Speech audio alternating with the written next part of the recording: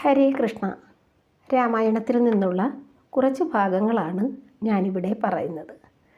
കഴിഞ്ഞ കുറേ വീഡിയോയിൽ കുറേ കാര്യങ്ങൾ ഇട്ടിട്ടുണ്ട്.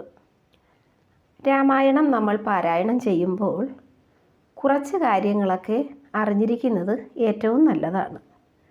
അടുത്തതായി പറയുന്നത്, ശൂർപ്പണഖ രാവണന് നൽകുന്ന ഉപദേശം എന്തെന്ന് വെച്ചാൽ, രാമനുമായി നേരിട്ട് യുദ്ധം വേണ്ട എന്നും സീതയെ അപഹരിച്ചാൽ രാമൻ വിരഹദുഃഖത്തിൽ ഇല്ലാതാകുമെന്നും സഹോദര വിയോഗത്താൽ ലക്ഷ്മണൻ മരിക്കുമെന്നുമാണ് ശൂർപ്പണഖ രാവണന് ഉപദേശിച്ച ഉപദേശം. രാവണൻ സീതയിൽ നിന്നും രാമനെ അകറ്റാൻ സഹായം തേടിയത് മാരീചനെയാണ്. സീതയെ മാരീചൻ മോഹിപ്പിച്ചത് മാനായി ചെന്നാണ്. മാരീചൻ മരിക്കുന്നത് രാമബാണത്താലാണ്. സീതയെ സംരക്ഷിച്ച ലക്ഷ്മണനെ അകറ്റിയത് മാരീചൻ രാമശബ്ദത്തിൽ ലക്ഷ്മണനെ വിളിച്ച് കരഞ്ഞുകൊണ്ടാണ് ലക്ഷ്മണനെ അകറ്റിയത്. രാവണൻ സീതയെ അപഹരിച്ചു കൊണ്ടുപോയത് പുഷ്പക വിമാനത്തിലാണ്. സീതയെ അപഹരിച്ച രാവണനെ ആക്രമിച്ച പക്ഷിശ്രേഷ്ഠനാണ് ജടായു.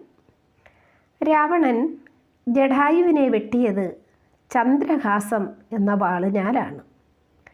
ചന്ദ്രഹാസം രാവണന് നൽകിയത് മഹാദേവനാണ്.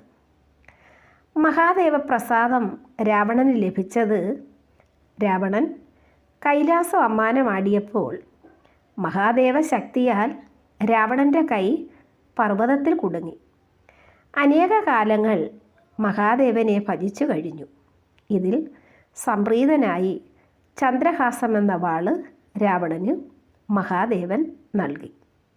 അടുത്തത്, സീത അന്വേഷണത്തിൽ സീത അപഹരണം രാമലക്ഷ്മണന്മാരെ അറിയിച്ച് മോക്ഷം പ്രാപിക്കുന്ന പക്ഷിയാണ് ജടായു. ലക്ഷ്മണനെ വശീകരിക്കാൻ ശ്രമിച്ചിട്ട് സാധിക്കാതെ ആകാശത്തേക്ക് എടുത്തുകൊണ്ടുപോകുന്ന അസുര സ്ത്രീയാണ് അയോമുഖി. രാമലക്ഷ്മണന്മാരെ വിഴുങ്ങാനെത്തിയ രാക്ഷസൻ്റെ പേരാണ് കബന്ധൻ. ഹരേ കൃഷ്ണ. ബാക്കി അടുത്ത ഭാഗത്തിൽ.